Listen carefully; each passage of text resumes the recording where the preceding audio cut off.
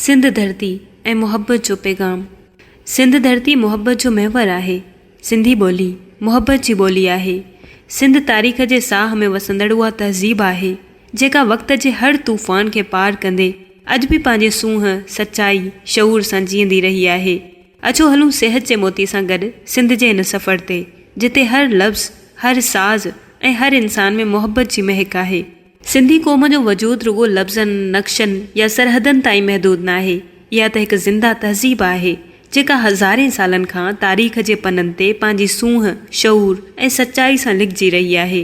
मोहन जे दड़े जे शानदार तहज़ीब खां वठी शाह अब्दुल लतीफ़ भिटाई जे बेतनि ताईं सिंधी माण्हू हर दौर में इंसानियत, अदब, फ़न ऐं इल्म जी ख़िदमत कई आहे। जिते ॿियनि तहज़ीबुनि में औरतुनि लाइ जाइ घटि हुई, उते सिंधी तहज़ीब में माउ, भेण ऐं धीअ खे इज़त ऐं मुहबत जो दर्जो ॾिनो वियो हो।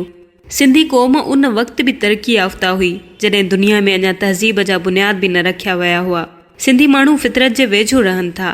हू नदीअ जे नगमनि में, सूफ़ियुनि जे साज़ में पंहिंजो पाण ॻोल्हनि था। संदन महिमान नवाज़ी, आजिज़ी ऐं वफ़ादारी न रुगो रवायत आहे, पर रोज़मर्रा जी ज़िंदगी जो हिसो आहे। शाह लतीफ़, सचल सरमस्त ऐं सामी जहिड़ा रूहानी रहनुमा सिंध जी दिलि मां निकितल उहे आवाज़ आहिनि जिन दुनिया खे मुहबत, हमदर्दी ऐं इंसानियत जा गुण सेखारिया। सिंधी माण्हू न फ़क़ति सूंहं सां मालामाल आहिनि, पर इल्म, अदब, मज़ाहमत ऐं क़ुर्बानी जा बि जहिड़ा मिसाल आहिनि। सिंध हमेशह अमन, इल्म ऐं इश्क जी अलामत रही आहे। सिंधी सक़ाफ़त में साज़ सिर्फ़ु साज़ न आहे हूंदो, उहो रूह जी गुफ़्तगू हूंदो आहे। बोड़ींडो, चंग, सुरंदो, रबाब, दोहल जा आवाज़ सूफ़ी रूहनि जे सदा बणिजी माणपे जो पैगाम ॾियनि था। सिंध जो हर ॻोठु, हर ॻाट पंहिंजी का न का कहाणी खणी बीठो आहे, जिते ॾात धरतीअ मां जनमु वठे, लफ़्ज़नि जे रूप में गूंजे थी। घोटकीअ जा ॻोठ हुजनि या थर जी वारियासी धरती, हर हंधि मुहबत, महिरबानी ऐं महिमान नवाज़ी जा मिसाल मिलनि था। सिंध जे अवाम जी मज़ाहमत करणी निराली आहे। सूफ़ी राग जे ज़रिए मज़ाहमत कंदा त रकास रक़्स कंदा, आर्टिस्ट आर्ट कंदा त शाइर मज़ाहमती शाइरी। हर को कंहिं न कंहिं ज़रिए मज़ाहमत में हिसो वठंदो। सिंधी माण्हू न सिर्फ़ु शाइरीअ जी दुनिया जा शहसवार आहिनि, पर मज़ाहमत जा बि पैगंबर रहिया आहिनि।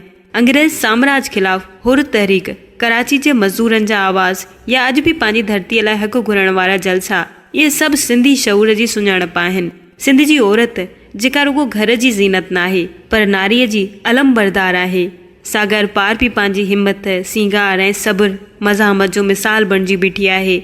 सिंधी तहज़ीब जा रंग रुगो अजरक ऐं टोपी ताईं महदूद न आहिनि। उहा त रहणी कहणी, वेहणी, ॿोली, साज़, शाल, सान्या जी सूरत आहे। हीअ तहज़ीब इंसानी तारीख़ जी उन वण वांगुरु आहे जंहिंजूं पाड़ूं मोहन जे दड़े जेतिरियूं पुराणियूं आहिनि ऐं जिन जूं टारियूं अॼु बि दुनिया जे कुंड कुड़छ में पखिड़ियल आहिनि।